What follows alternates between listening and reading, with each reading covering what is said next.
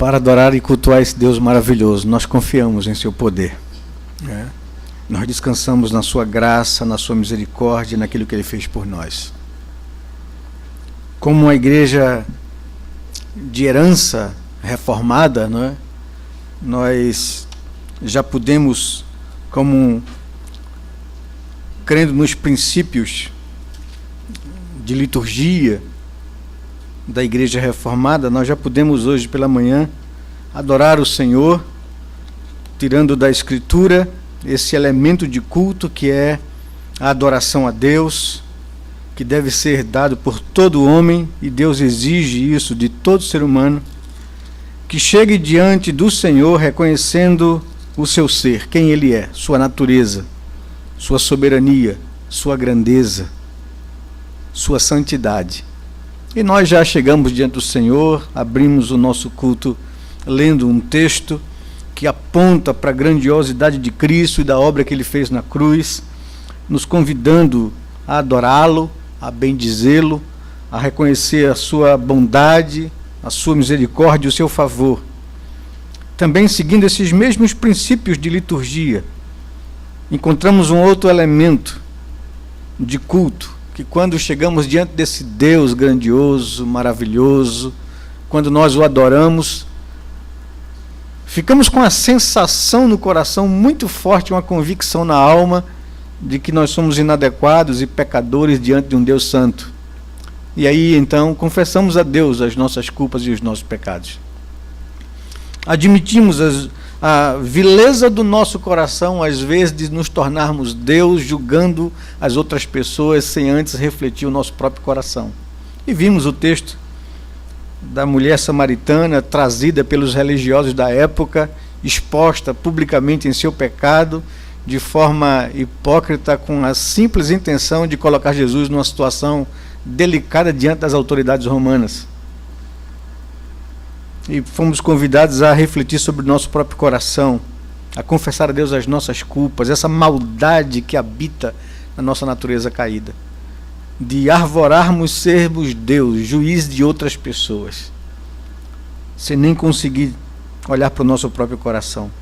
Também, seguindo os princípios de liturgia da Igreja Reformada, onde encontra elementos na Escritura em todo o Antigo e Novo Testamento, todo homem que reconhece a grandeza e a santidade de Deus, e que em contraste a isso reconhece a sua pecaminosidade e pequenez diante de um Deus grande e santo, e que tem os seus pecados confessados e perdoados pelo sacrifício de Jesus, essa pessoa, em resposta à graça de Deus, oferece a Deus a sua vida, seus bens, tudo que lhe possui, né?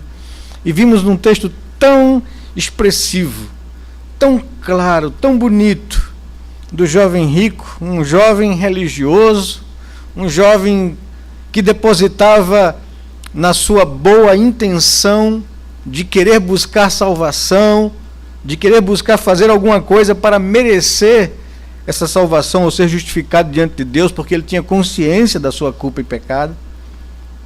Um jovem que depositava em cima da sua religiosidade a sua confiança, pois ele diz ao Senhor Jesus que andava na prática dos mandamentos desde a infância dele.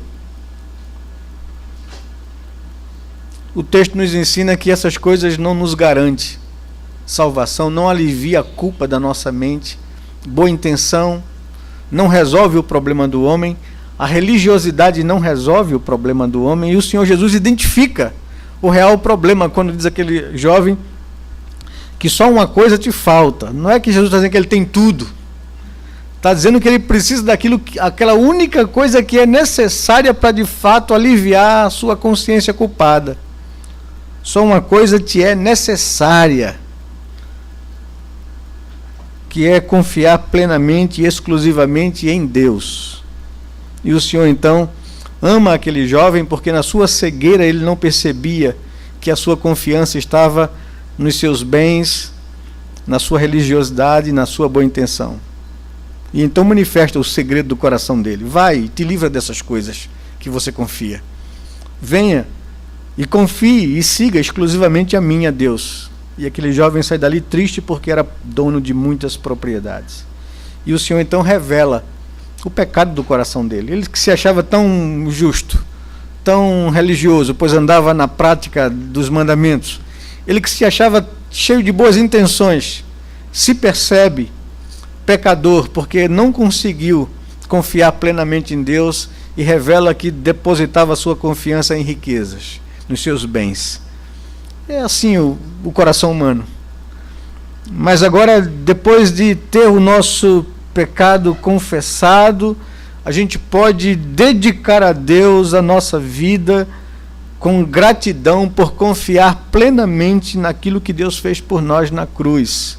E após isso, então vem um outro princípio de liturgia da Igreja Reformada, que nos ensina que após o homem reconhecer quem Deus é, após o homem reconhecer em contraste a isso quem ele é, e após reconhecer a graça e a misericórdia de Deus em perdoá-lo, ele pode então, com o coração aliviado, ouvir a voz de Deus sem qualquer impedimento. E chegamos a esse momento de culto, onde abrimos a palavra de Deus e procuraremos nela a orientação de Deus para a nossa vida e para o nosso coração. Não é? Então, a liturgia apresentada pela igreja tem todo esse embasamento bíblico. Não é? De fato, a Bíblia não nos entrega uma forma litúrgica, mas nos entrega elementos de culto, princípios litúrgicos pelos quais nós deveremos chegar diante de Deus em obediência, em observância a esses princípios. Por isso, como Igreja Reformada, nós seguimos essa orientação. E quisera Deus, todos nós pudéssemos, ao nos dirigirmos à casa do Senhor, a essa solenidade, essa congregação de santos para adorá-lo, em cada momento de culto a gente não fizesse isso de forma mecânica, mas entendesse, né, a dinâmica desse serviço prestado a Deus, desse culto prestado a Deus, para que o Senhor possa se agradar de nós e do nosso coração e então se revelar gracioso e falar a nossa alma e se revelar pela exposição da sua palavra. Essa é a dinâmica do culto. E eu gostaria sempre de que todos nós, ao levantarmos nesse dia que o Senhor separou para que a Ele fosse prestado esse culto, pudéssemos alimentar a nossa alma com essas verdades, alimentar a nossa alma com essa expectativa para nos apresentarmos diante de Deus de forma agradável ao Senhor. Pois não adianta apenas a reunião solene, a congregação dos santos, se não há motivação correta no coração.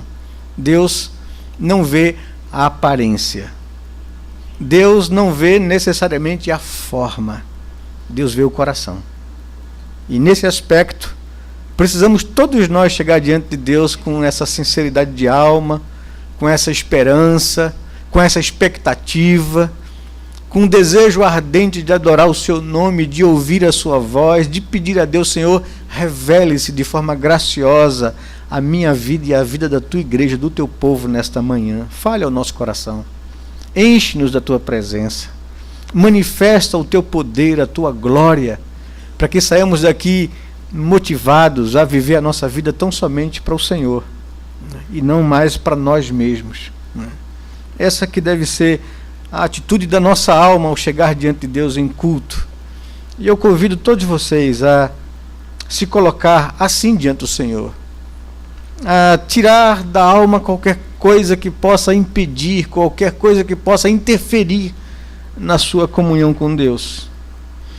E eu queria, nesse intuito, convidá-los a que vocês pudessem abrir suas Bíblias, abrir a palavra de Deus no livro de Atos dos Apóstolos, no capítulo 6, e concentrarmos a nossa atenção nos primeiros 7 versículos desse texto. Hoje nós teremos também aqui na nossa igreja um momento tão espiritual como qualquer outro momento. Após o nosso culto, nós teremos uma assembleia convocada pela liderança da igreja para prestar contas à igreja de como o conselho da igreja, eleito pela igreja, conduziu a execução do orçamento apresentado à igreja no ano passado. E também apresentar à igreja o orçamento e os desafios que temos pela frente para esse ano.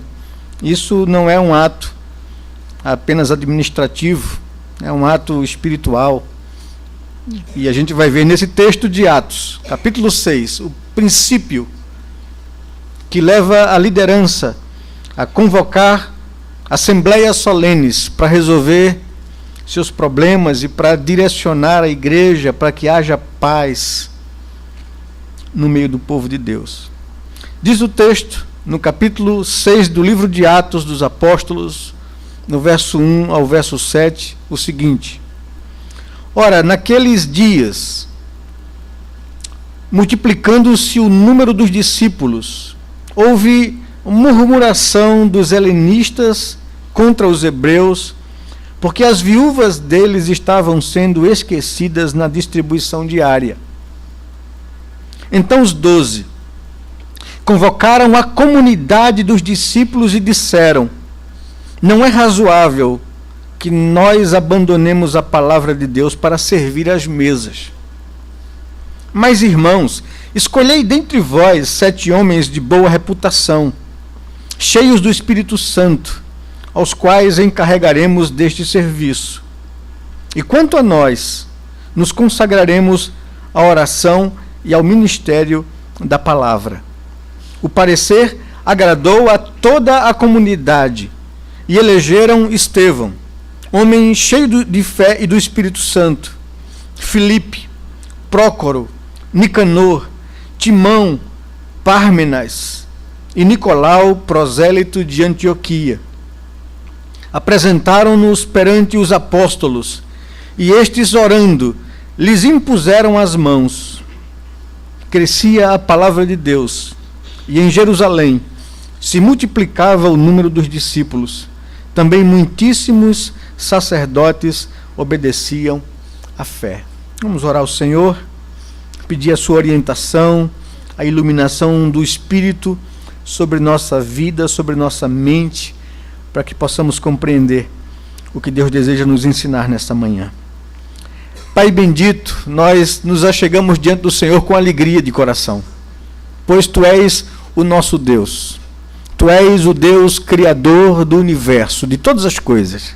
Nada, absolutamente nada existe fora do Teu comando, fora da Tua palavra, fora da Tua vontade, fora da Tua direção. Tu és o Deus excelso, soberano, grandioso sobre todas as coisas. Não há nome que possa se comparar ao Teu nome, Senhor. E nós estamos diante desse Deus maravilhoso, grandioso. Grandioso mais ainda, porque manifestou favor e graça aos nossos corações.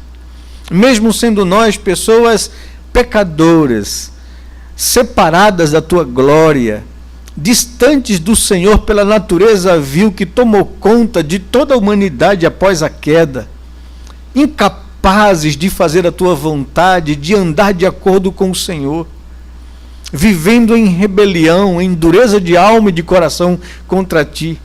Mas mesmo assim, e apesar disso, e por causa disso, o Senhor resolveu, decidiu, na Tua vontade livre, salvar, manifestar favor e graça, e enviaste o Teu Filho, feito homem, para morrer numa cruz pelos pecados dos homens, para levar sobre si as nossas iniquidades. Louvado seja o Teu nome por essa misericórdia e graça. Louvado seja o Teu nome, porque o Teu Filho Jesus, feito carne, morto numa cruz, venceu a morte, ressurgindo ao terceiro dia, e garantindo a todo homem vitória sobre o nosso maior inimigo, a morte e a condenação, e nos prometendo vida eterna. Louvado seja o Teu nome, porque a nós, pela graça do Senhor, pela ação do Teu Espírito, foi manifestado esse favor. O Teu Espírito, pois, nos convenceu, nos chamou das trevas, da morte para a luz, e nós cremos, por uma graça maravilhosa, por um favor não merecido, nessa Tua salvação, Nós louvamos o teu nome, porque o teu Espírito habita o nosso coração e nos faz crescer em santidade, crescer em espiritualidade, ser parecidos a cada dia com Cristo Jesus. Muito obrigado, porque esse mesmo Espírito que começou a boa obra em nós, há de completá-la até o dia de Cristo Jesus. Muito obrigado, porque não depende de nós mesmos, mas depende da graça do Senhor, porque Tu és o nosso Deus, o nosso Salvador, aquele que resolveu salvar, aquele que executou a salvação na cruz, na pessoa do Teu Filho, e aquele que aplica aos nossos corações pela ação do Espírito Santo. Louvado seja o Teu nome, Senhor. Estamos aqui juntos como Teu povo para ouvir a Tua voz, para prestar-Te culto, para bendizer o Teu nome e para sair daqui, Senhor Deus, impactados, desafiados pela Tua palavra, para viver uma vida diferente, para viver uma vida que Te agrada. Fala, pois, ao nosso coração. Nós não temos capacidade em nós mesmos, nem de convencimento de ninguém, nem de absorção da Tua palavra por nós mesmos. Precisamos do Teu Espírito, precisamos da iluminação do Teu Espírito, da ação do Teu Espírito no nosso coração. Age, pois, com liberdade em nosso meio. Fala a cada coração aqui presente, Senhor Deus. Usa a minha vida tão frágil, tão falha, tão inadequada, mas usa para a Tua honra e glória. É o que nós Te pedimos, Senhor, em nome de Jesus e por amor a Ele. Amém, Pai amado. Amém, Senhor Deus. Que o Senhor nos abra entendimento para compreendermos a Sua palavra nesta manhã. É interessante, quando a gente vem lendo o livro de Atos dos Apóstolos, no capítulo 2, no capítulo 4, a gente até se encanta com a igreja que surge ali de forma tão vigorosa no Novo Testamento.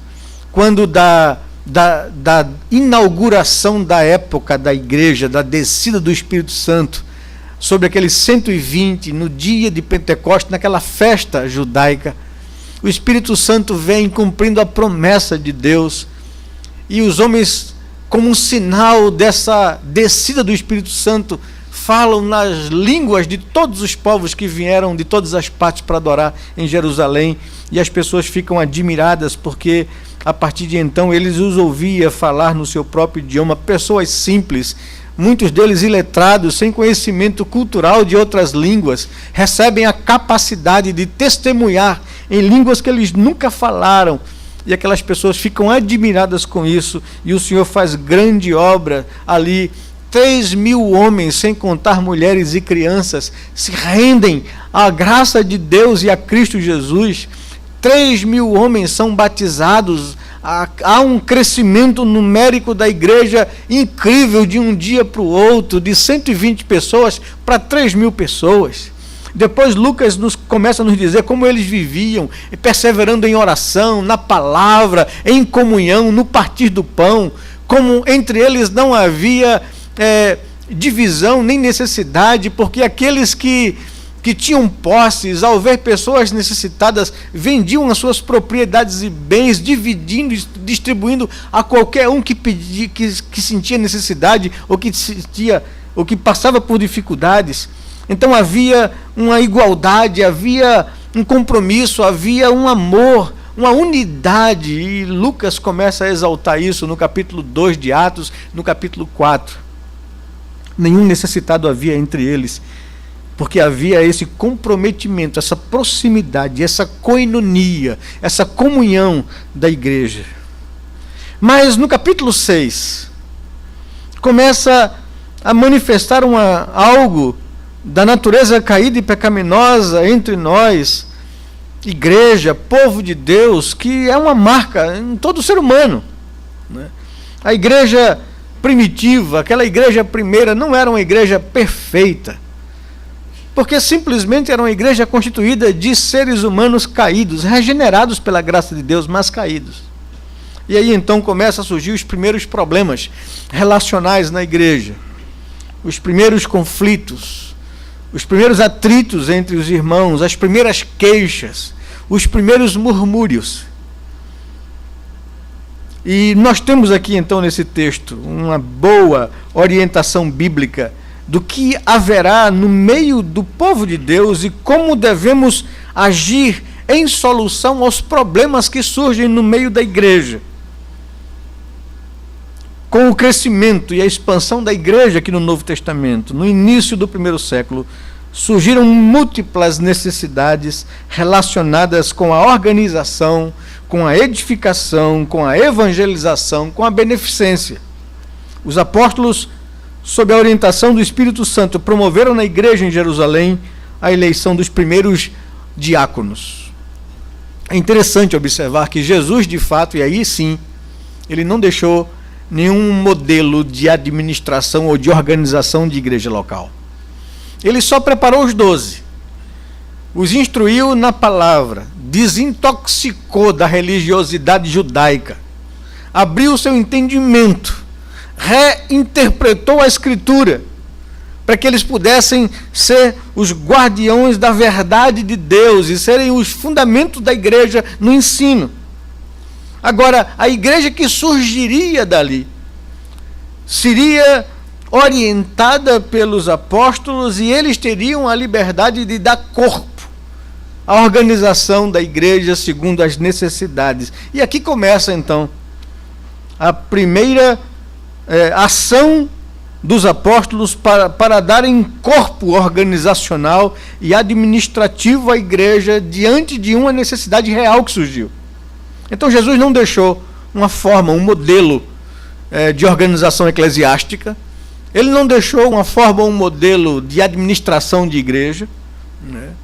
Ele deixou os apóstolos prontos para organizarem isso. Eles tinham essa liberdade dada por Deus, essa autoridade dada por Deus para organizar a igreja de acordo com as demandas que fossem surgindo. E aqui sim, os apóstolos, sob a orientação do Espírito Santo, promoveram na igreja em Jerusalém a eleição dos primeiros diáconos. Mais tarde, constituíram presbíteros em cada cidade onde se estabelecia novas igrejas. Quando Paulo escreve a Tito e a Timóteo, a gente observa isso.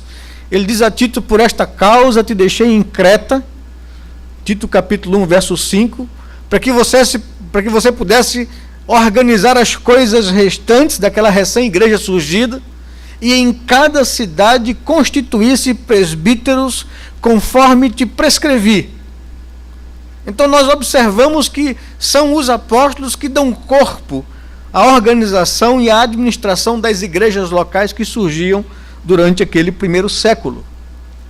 O texto de Atos capítulo 6, versos de 1 a 7, nos fala da necessidade que a igreja sentiu de dividir funções, segundo a vocação e o dom que o Espírito Santo concedeu a cada um. E é interessante isso, a consciência dos apóstolos que as organizações que deveriam surgir na igreja deveriam ser orientadas pelos dons espirituais, e não por uma organização simplesmente por si só, mas os dons é que iriam levar a igreja a estabelecer as suas próprias organizações. E os apóstolos assim o fizeram.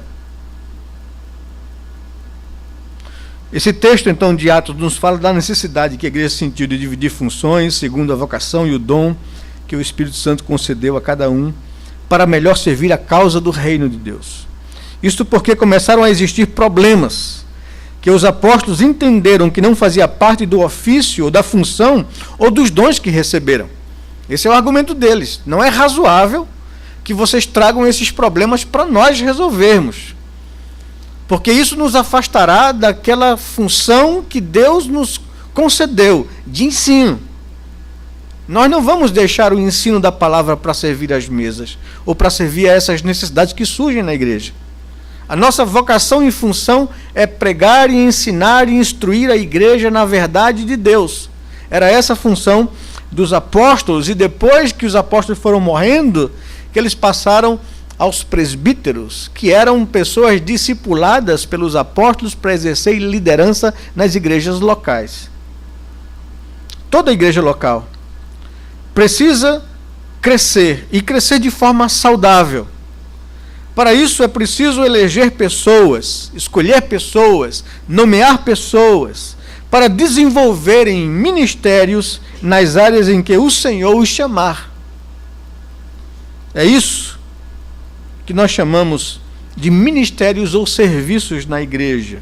E isso com os dons e com as habilidades necessárias para a sua área de atuação. Há um certo conceito equivocado, eu sempre gosto de tocar nesse assunto, porque é difícil extirpar isso da vida da igreja. Mas há um conceito muito equivocado, principalmente no nosso meio presbiteriano, de que para alguém se tornar um bom presbítero, deve antes ser experimentado como diácono. Isso é um conceito na cabeça das pessoas. Então nunca é demais repetir que presbíteros não são diáconos promovidos. São funções distintas, diferentes, e o texto aqui é muito claro com relação a isso, né? Eu digo assim, toda a igreja deveria conhecer de cor e salteado esse princípio contido em Atos capítulo 6, versículos de 1 a 7. Os apóstolos são aqueles que antecederam os presbíteros.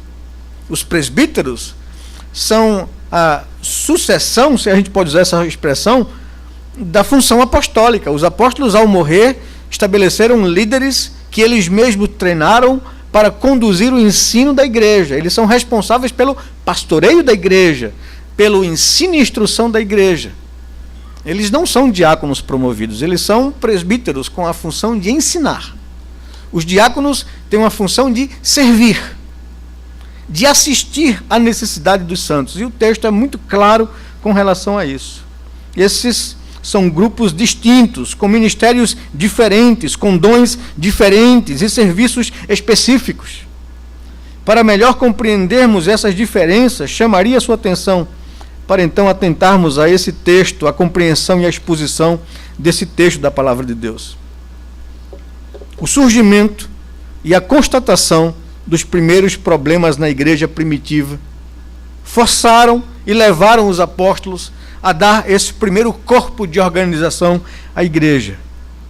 Primeiro, é muito salutar entendermos como devemos constatar problemas na igreja, porque eles existem e existirão. O texto começa dizendo, no versículos primeiros, que houve queixa, houve murmuração, houve desentendimentos dos helenistas judeus, que são judeus de fala grega, contra hebreus, que são judeus de fala hebraica, são nativos, são naturais da região.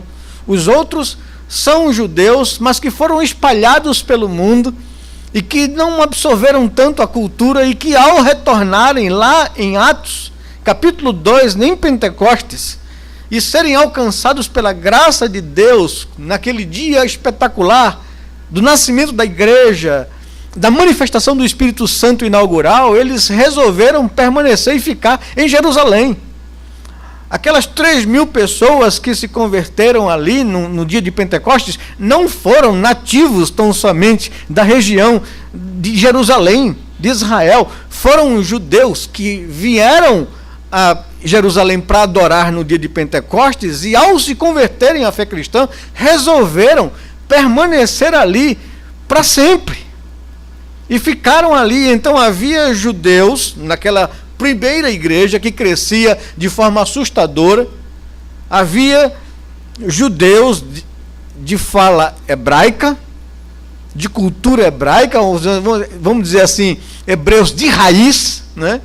E havia hebreus que nasceram fora de Israel, espalhados pelo mundo e que vinham a Jerusalém cultuar a Deus, eram helênicos, influenciados pela cultura grega, e que ao chegar ali se converteram e permaneceram ali. Isso é bom porque aí traz elementos para a gente às vezes entender até conflitos que surgem no nosso meio hoje por essas diferenças. Houve então queixa dos helenistas contra os hebreus, porque as viúvas dos helenistas estavam sendo desprezadas na distribuição de alimentos. Esse era o motivo, a razão. Para que a gente entenda como é que funcionavam essas coisas, a gente precisa pegar ajuda, ou se reportar ao texto de 1 Timóteo, capítulo 5, versículos 3 em diante, quando o apóstolo Paulo, orientando a Timóteo, pastor em Éfeso, por causa do momento difícil que se passava ali naquela região, de o número de viúvas crescerem de forma assustadora, motivada pela perseguição à igreja, porque quem morria eram os maridos, e então ficavam muitas mulheres sem maridos e cheias de filhos, e o mercado da época e a cultura da época não dava espaço para a mulher trabalhar, ela não tinha essa autonomia, ela dependia do marido quando casada e do pai quando solteira. Então, os maridos morrendo por causa da perseguição, uma demanda começa a surgir na igreja.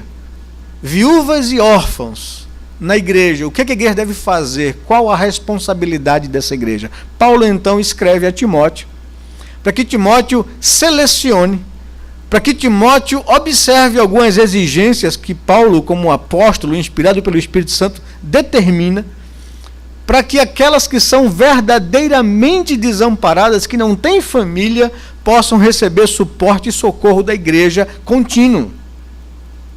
E aquelas que têm família, que a família assuma essa responsabilidade para não sobrecarregar a igreja. E aquelas que são mais novas, que orem a Deus para que constituam um novo casamento. E que a igreja então tenha condições de socorrer as viúvas verdadeiramente desamparadas.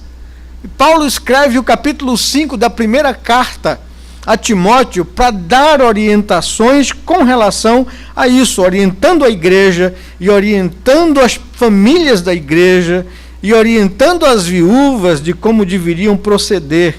O capítulo 5 de 1 Timóteo, no versículo 3, diz: honra. E a palavra honra quer dizer suporte ou sustente. Né? Honra as viúvas verdadeiramente viúvas. Né? Quem não lê, quem não conhece o contexto vai dizer: como é que é isso? Uma viúva verdadeiramente viúva. Não é? Porque a palavra viúva também ficou como sinônimo de desamparada.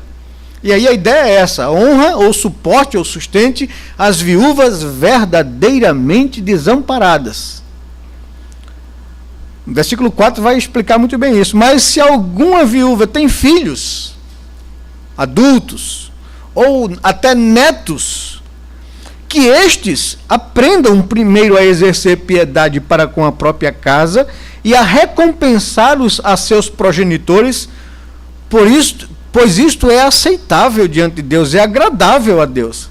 Aquela, porém, que é verdadeiramente desamparada, que não tem filhos, que não tem netos, que possam sustentá-la, que não tem amparo, e espera em Deus e persevera em súplicas e orações noite e dia, ou seja, é uma mulher marcada por uma vida piedosa, por uma vida honesta, confiante em Deus e dependente de Deus. Essa sim a igreja deveria amparar, essa sim é a verdadeira viúva desamparada. Entretanto, versículo 6, a que se entrega aos prazeres, mesmo viva, está morta. E aqui há um risco, evidentemente, que aparecia de mulheres viúvas, desamparadas, sem sustento, com filhos, sem pessoas para poder ajudar. A igreja não estava percebendo a sua necessidade e elas eram tentadas a se envolver sexualmente em troca de algum sustento, não é? Ou fazer isso por prazer, por uma necessidade. Evidentemente foi uma mulher casada, viveu uma vida regular sexual e agora perde o marido e se sente carente. Então, para que não ocorra isso, não é, elas devem casar. Você vai ver o desenvolvimento de Paulo, mas que nunca deveriam viver uma vida inadequada, entregando-se aos prazeres, porque assim mesmo vive está morta. Prescreve estas coisas, verso 7, para que sejam irrepreensíveis na sua conduta e na sua vida. Ora, se alguém não tem cuidado dos de casa, e aqui volta a falar aos filhos, aos netos, aos parentes, e especialmente os da própria casa, tem negado a fé e é pior do que o descrente. E aí então Paulo fala no versículo 9 que deveria a igreja inscrever, ter um rol de pessoas que necessitavam verdadeiramente do amparo, do apoio e do sustento da igreja.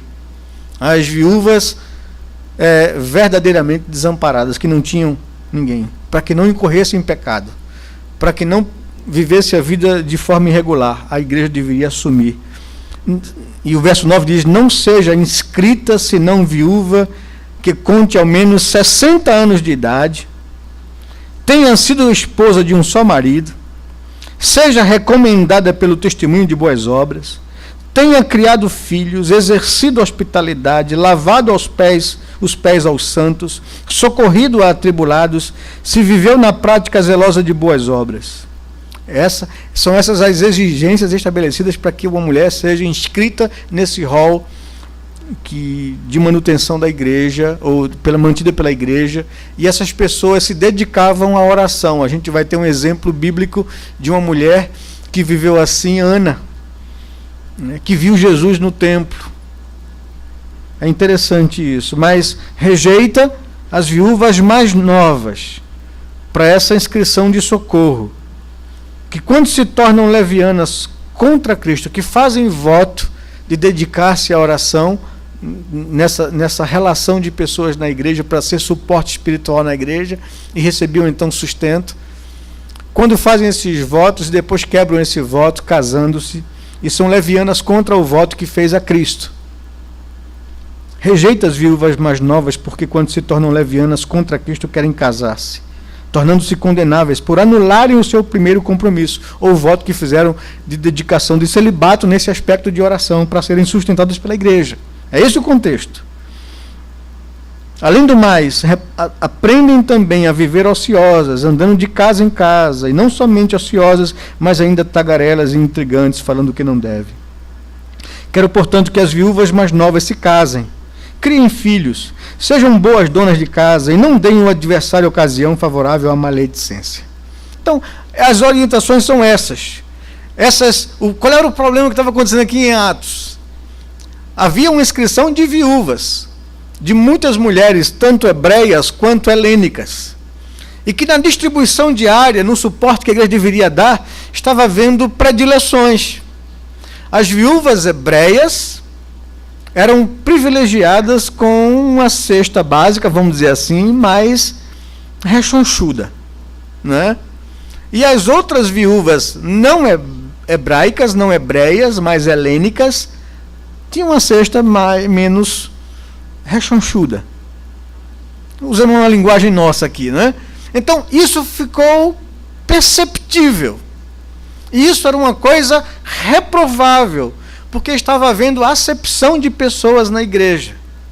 Deixe-me colocar aqui em nossos dias, né? O que pode acontecer? Que sentimento é esse que estava levando a essa atitude que pode acontecer no nosso meio? Às vezes, nós nascemos na igreja, nós somos filhos de pessoas que foram fundadores da igreja, ou seja, nós somos crentes de raiz dessa igreja local, vamos dizer assim. E depois, com o tempo, pessoas vêm, se agregam à igreja, se convertem a Cristo, ou vêm de outra comunidade, não é? É transferida, é recebida, e podemos achar que, por sermos de raiz, temos mais direito que os outros. Não é? Então, esse tipo de atitude pecaminosa aconteceu aqui nessa igreja maravilhosa primitiva. Nós não somos mais privilegiados que eles. Esse mesmo tipo de sentimento habita em nossa alma, em nosso coração.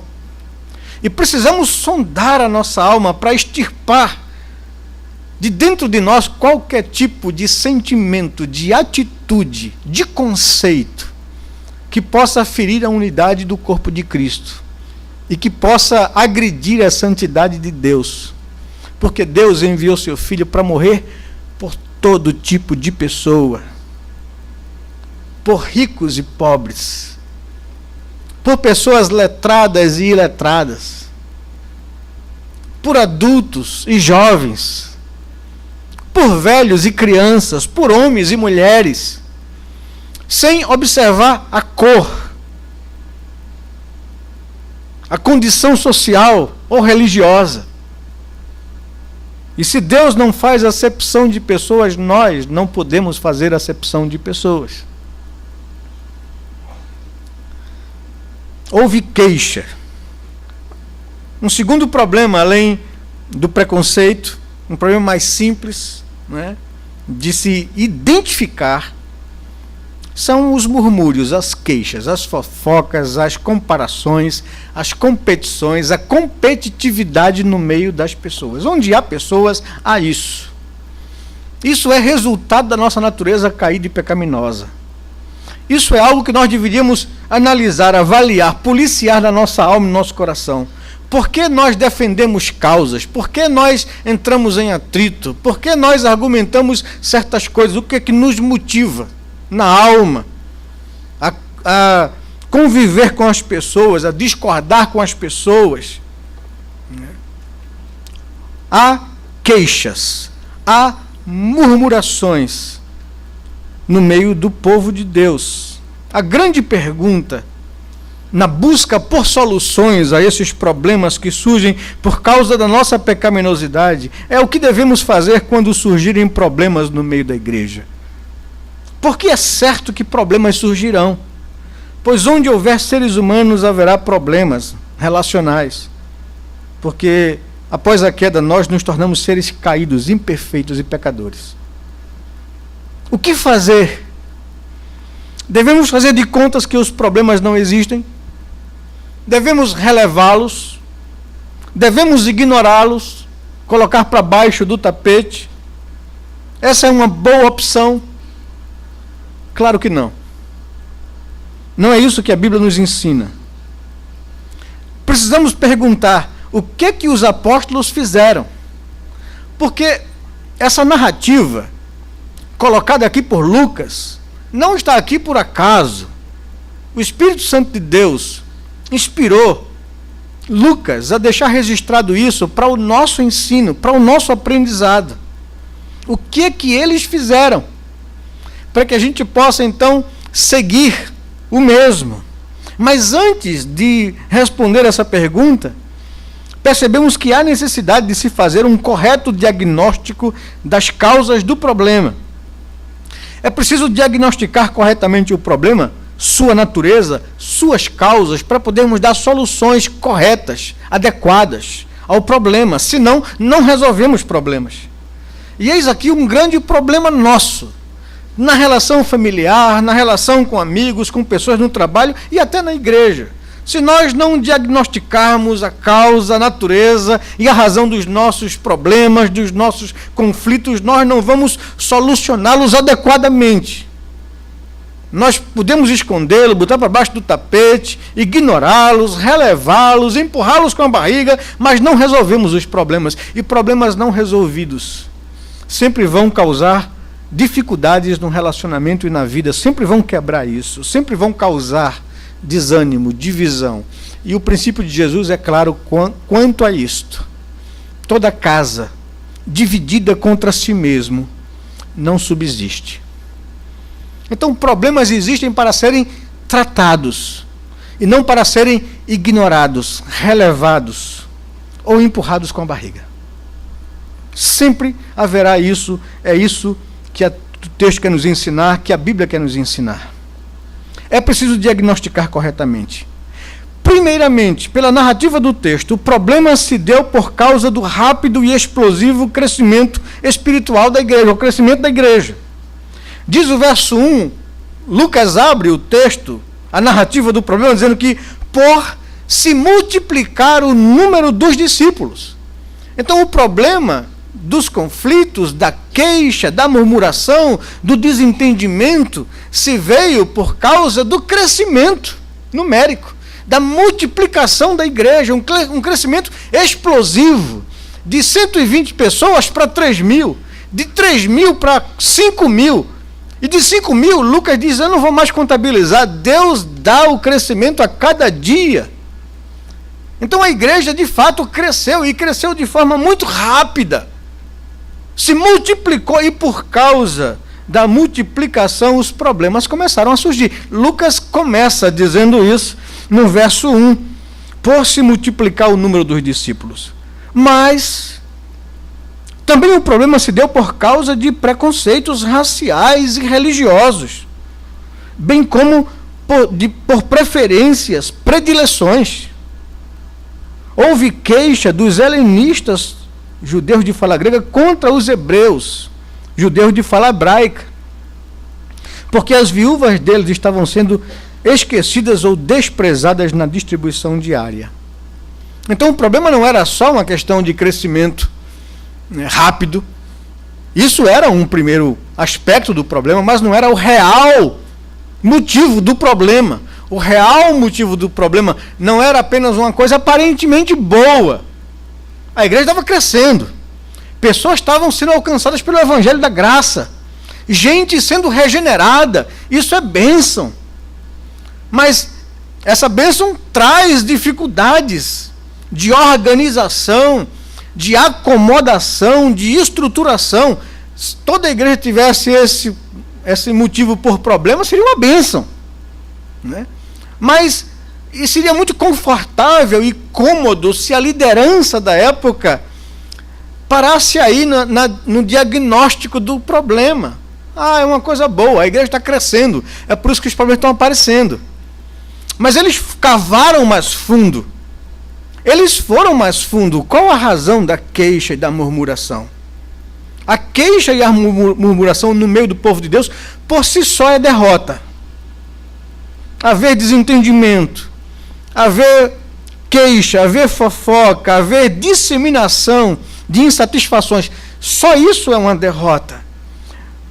E só isso deve ser reprovado, tratado, exortado, advertido, para que não haja em nosso meio esse tipo de coisa. Mas a fofoca, o murmúrio, a queixa, o disseminar insatisfações, tinha alguma razão ou algum motivo real, palpável, e aí eles cavam mais fundo e percebem que tinham.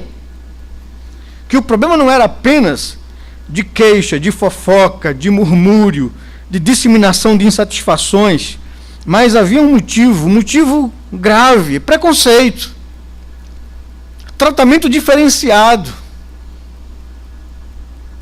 desprezo a uns em detrimento de privilégio a outros.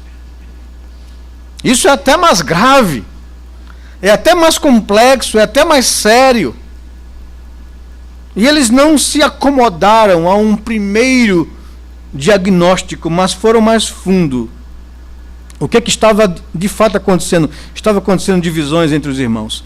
Havia queixa, murmurações, um determinado grupo contra outro. Havia grupos distintos e perceptíveis na igreja, hebreus e helênicos. Estava havendo preconceito, acepção de pessoas, desigualdade no tratamento dispensado. Estava havendo predileções, preferências de uns em detrimento de outros. Viúvas judias de língua grega estavam sendo desprezadas ou preteridas por não serem nativas.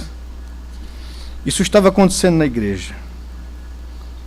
E parece aqui que uma coisa interessante: a todas aquelas exigências de Paulo, dadas a Timóteo para orientar a igreja de Éfeso, acrescentaram mais uma.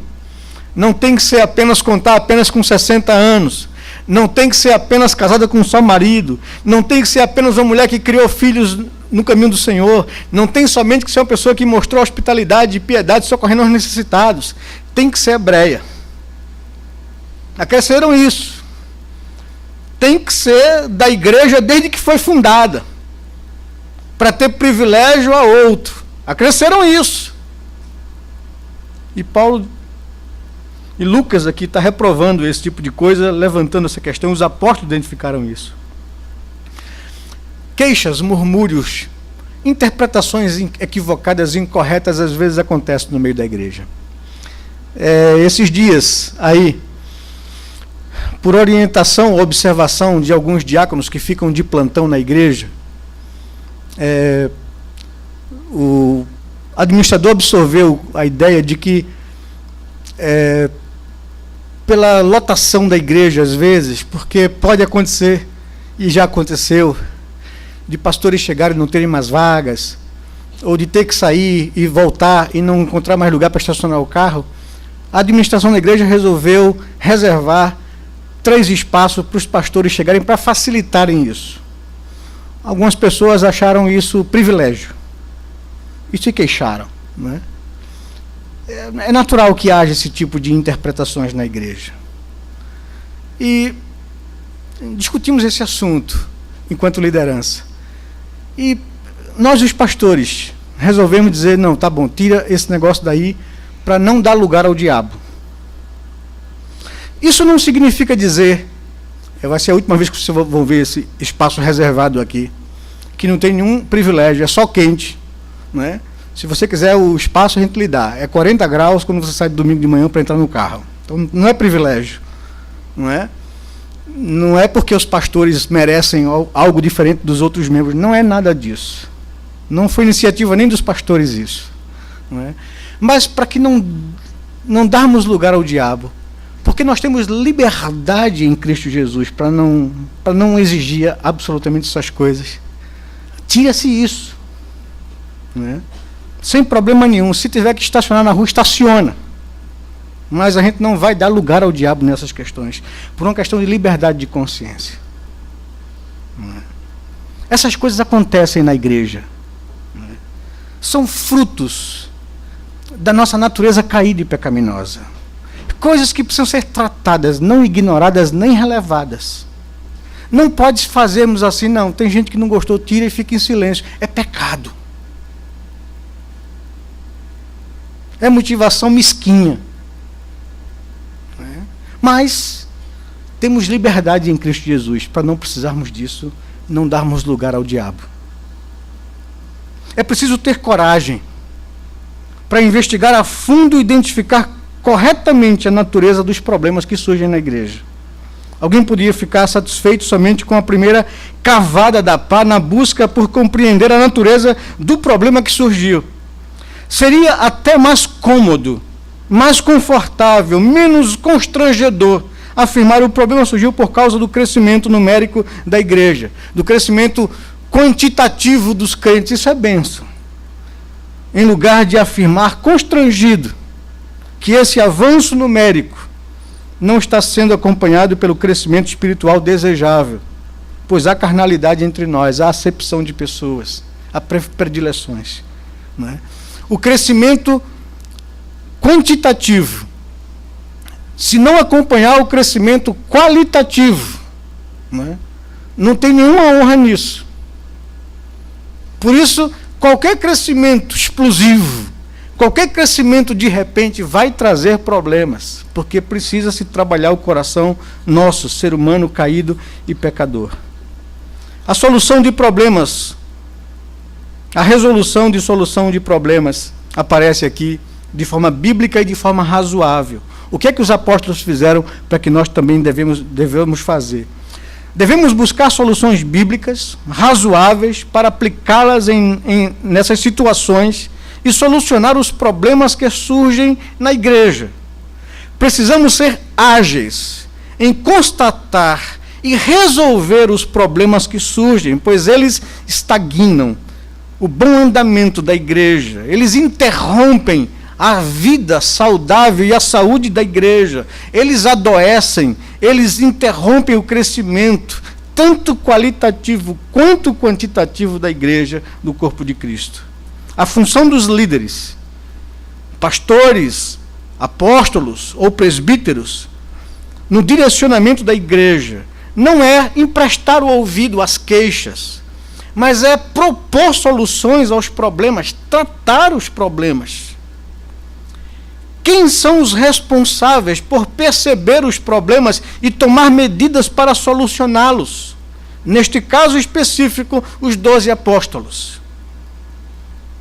Eles eram a liderança da igreja na época. Hoje são os pastores, o conselho de pastores, presbíteros docentes e regentes, aqueles que velam pela igreja do Senhor, aqueles que, como diz Paulo em Atos capítulo 20, verso 28, devem atender por eles e por todo o rebanho sobre o qual o Espírito Santo os constituiu bispos, a fim de pastorearem a igreja de Deus.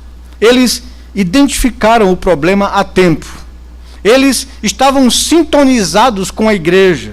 Eles eram sensíveis aos problemas e necessidade das pessoas.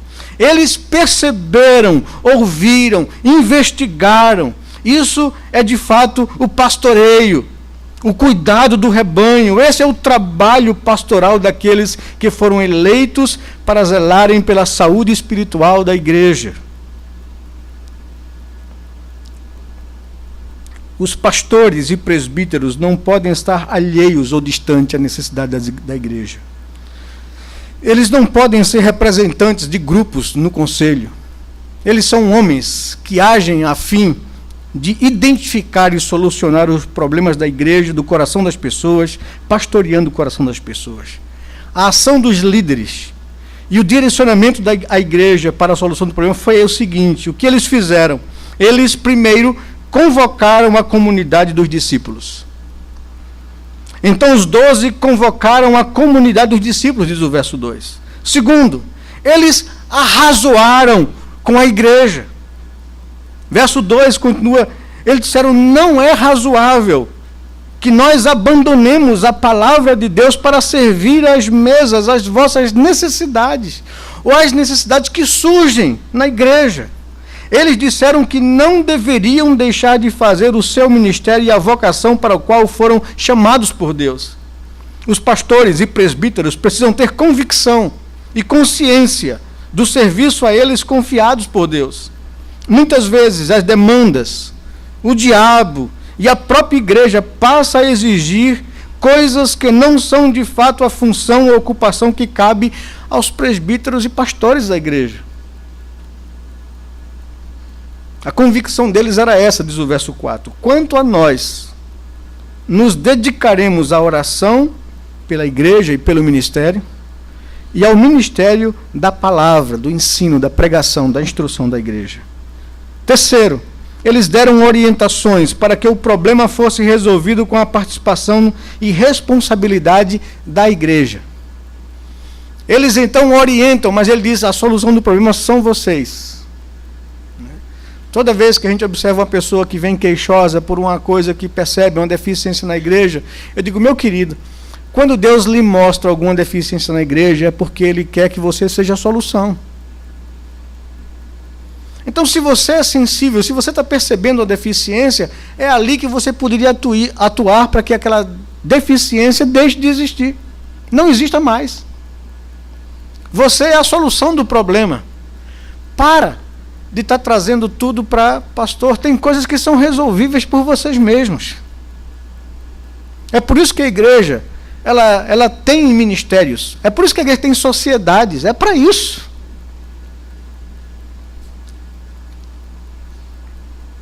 Eles deram orientação para que o problema fosse resolvido com a participação e responsabilidade da igreja. Escolhei dentre vós 7 homens, aos quais encarregaremos desse serviço, desse ministério. Essa foi a solução apresentada. Vocês mesmos que vão resolver isso. Vocês estão achando que tem de fato tido preconceito, predileção, há privilégios para uns e desprezo para outros, é isso que está acontecendo, então vocês vão resolver. Vocês vão escolher os homens que vão ser responsáveis pela distribuição dos alimentos. Se acontecer algum problema, a responsabilidade é de vocês. Se vocês escolhem mal, vocês vão ter problemas. Então escolham bem. E para escolher bem, observem os princípios da Escritura. E aqui eles orientam. Escolhei dentre vós 7 homens de boa reputação, 7 homens, né, cheios do Espírito Santo e de sabedoria, para resolver, discernir essas dificuldades. Então tem que ser homens crentes, maduros, dominados pelo Espírito Santo de Deus.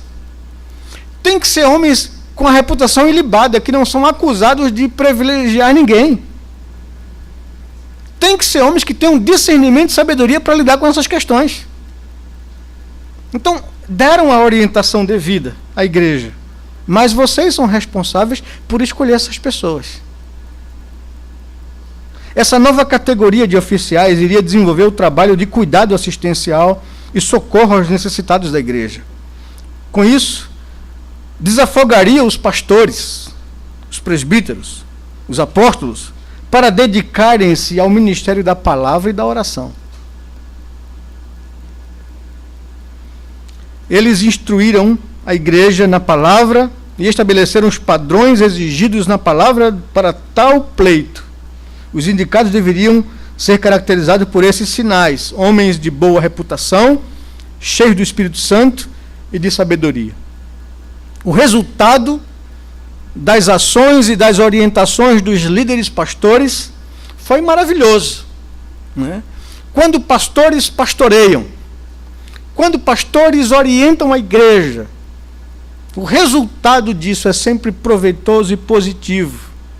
Eles disseram, quando nós agimos pelos princípios da palavra de Deus, nós igreja, nós pastores, nós liderança, quando nós agimos pelos princípios da palavra de Deus e ensinamos ao seu povo como agir por esses princípios, os resultados são sempre bons para a vida da igreja.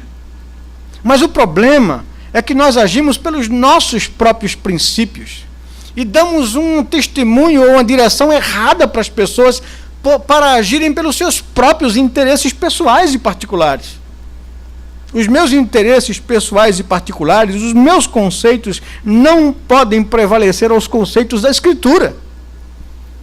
Nós temos que aprender a agir pela Escritura, pois ela é e precisa ser de fato nossa única regra de fé e prática. Quando nós agimos por esses princípios da palavra de Deus e ensinamos isso ao povo de Deus, o resultado é sempre bom. Diz o texto que a igreja ficou satisfeita por ser orientada e cuidada por seus líderes e pastores. Diz o versículo 5 que o parecer agradou a toda a comunidade. E elegeram então os homens que lhe foram, nas orientações que lhe foram dadas. Quando os pastores compreendem que Deus nos tem dado os princípios e orientações necessárias para o bem-estar da igreja e pregam, expõem e ensinam essas verdades e ajudam a igreja a aplicar a sua vida relacional, comunitária, pessoal, familiar, o resultado é satisfação e sentimento de bem-estar, o sentimento de estarem sendo cuidados e orientados na vontade de Deus. A igreja respondeu em obediência à orientação dada pelos seus líderes. E diz o texto no verso 5 e no verso 6, que elegeram esses homens e apresentaram-nos perante os apóstolos, e estes, orando e lhes impondo as mãos, os ordenaram aquele serviço.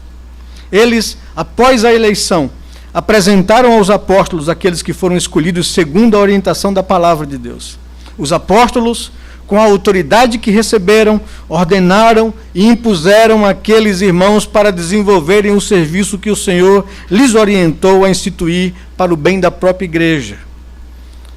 E no final, a igreja voltou a ter paz e, consequentemente, seguiu seu caminho natural de crescimento.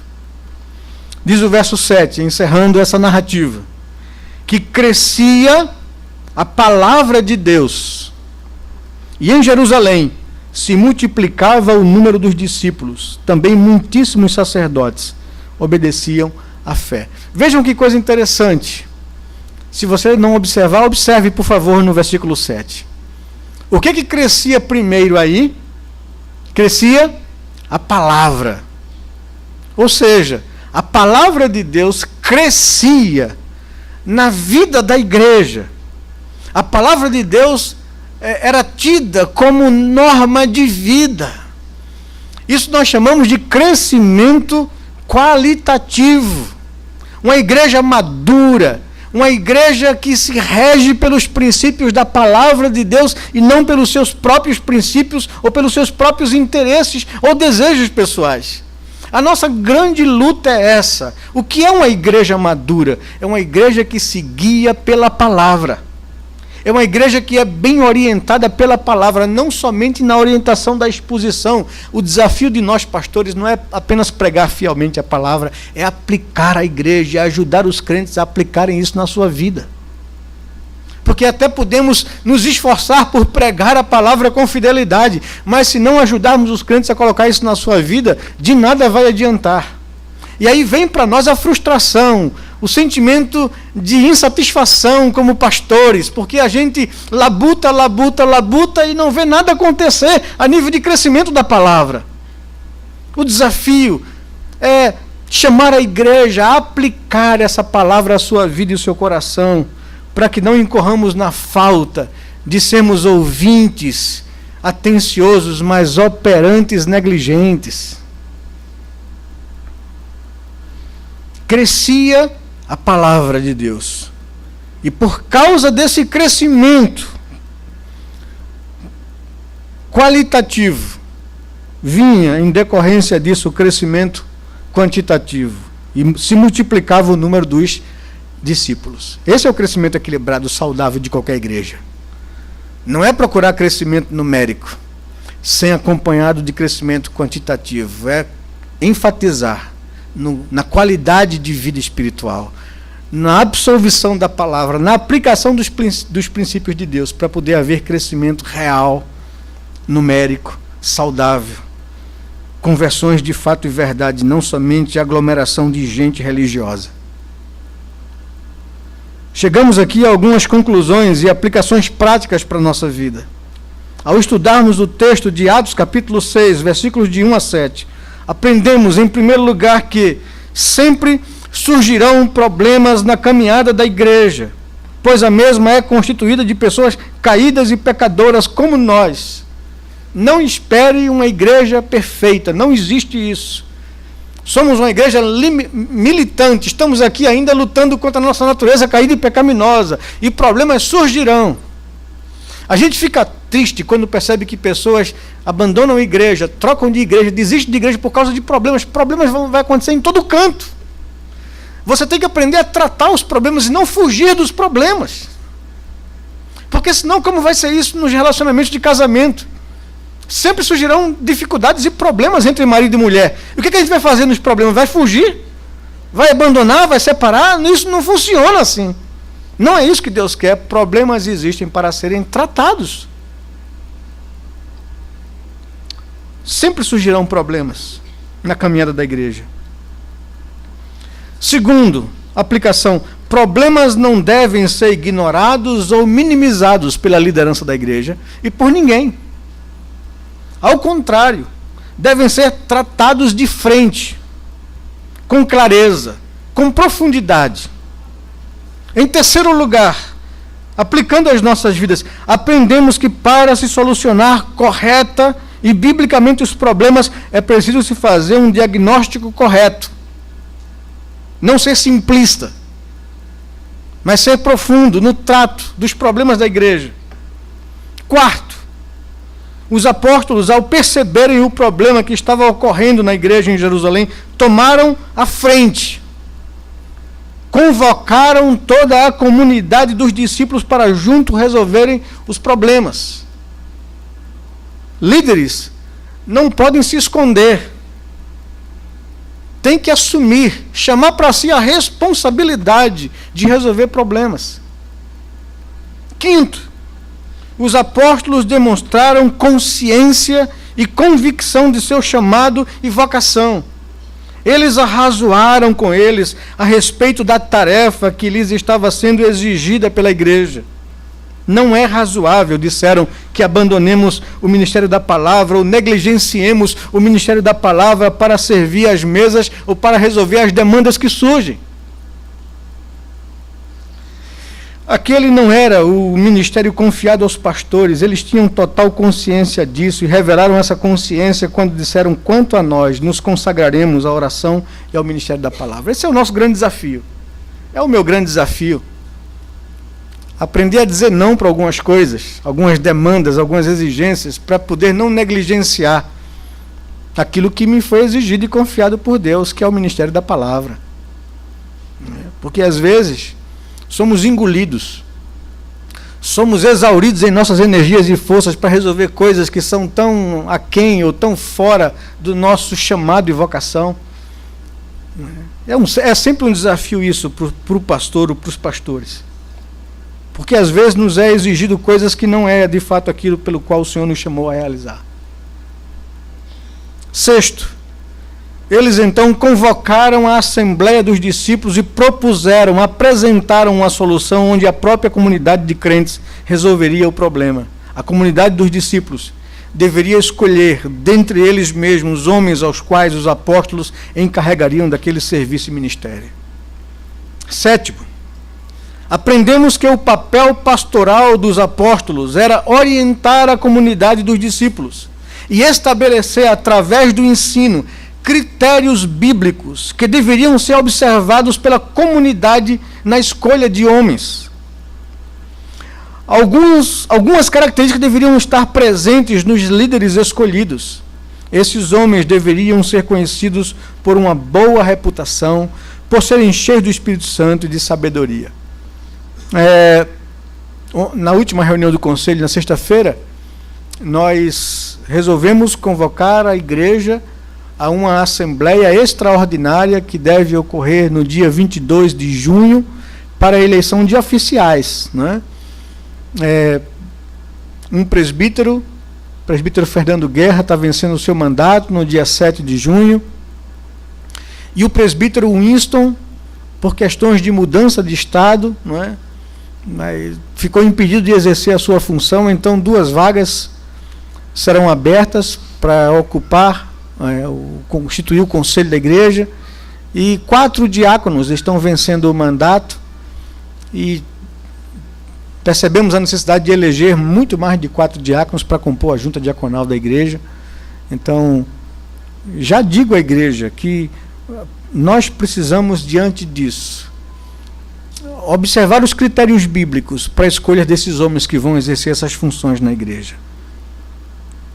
Boa reputação, homens cheios do Espírito Santo, de maturidade espiritual, e que tenham sabedoria para exercer essas funções distintas. 8º, aprendemos ainda que a intenção do diabo nisso tudo, não se falou nele até então, né? Mas quando observamos o livro de Atos, percebemos que o diabo tentou trazer problemas aos apóstolos, primeiro problemas externos, levantando autoridades para perseguir os apóstolos, para impedir o crescimento da palavra e da igreja, não é? Já era essa a 3ª vez que o diabo intentava contra a igreja. Agora a intenção dele não vem de fora. A tentação não vem de fora. O impedimento não vem de fora, vem de dentro. E qual era o impedimento dele? Qual era a intenção do diabo? Desviar os apóstolos da sua função de ensino.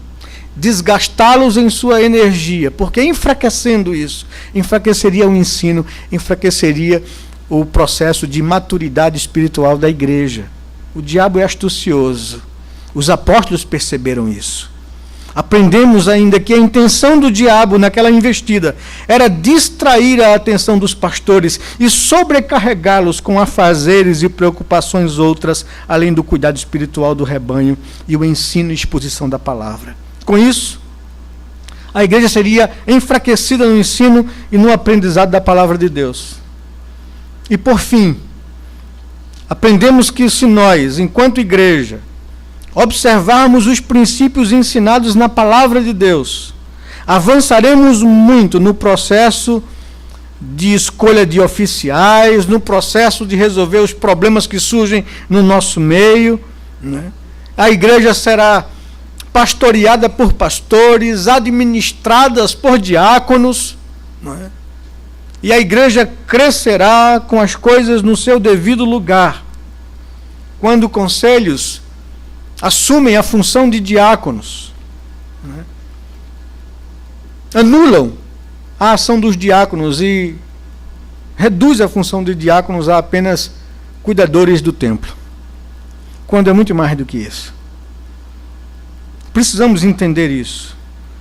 Que Deus nos abençoe. Que Deus nos faça uma igreja que observa os princípios e orientação de sua palavra. Uma igreja guiada pela palavra de Deus. Vamos orar ao Senhor, colocar nossa vida diante dele, pedir ao Senhor sabedoria, submissão à sua palavra e sua vontade e o desejo de poder vivê-la na prática de nossas vidas. Deus bendito, Pai de amor, Deus de misericórdia, nós agradecemos ao Senhor pela Tua palavra, pedimos a Tua orientação, como igreja do Senhor, para andarmos na observância dos princípios que o Senhor nos ensina. Pedimos teu auxílio e ajuda na aplicação prática disso nas nossas vidas pessoais e particulares. Nós queremos ser pessoas maduras, discípulos de Jesus, comprometidos com a tua palavra, comprometidos com o teu projeto de vida, Senhor. Nós não queremos nos tornar apenas ouvintes, assistentes de culto. Nós queremos ser igreja, ter a nossa vida comprometida, envolvida, transformada pelos princípios da tua palavra. Ajuda-nos, ó Senhor Deus, como comunidade local, como igreja local, como pessoas e indivíduos, a viver a nossa vida com um testemunho, a viver a nossa vida com a preocupação, com um comprometimento de poder honrar o Senhor em todas as coisas que nós fazemos, falamos ou vivemos. Ajuda-nos, ó Senhor Deus. É o que nós te pedimos, em nome e no amor de Jesus. Amém, Pai amado. Amém.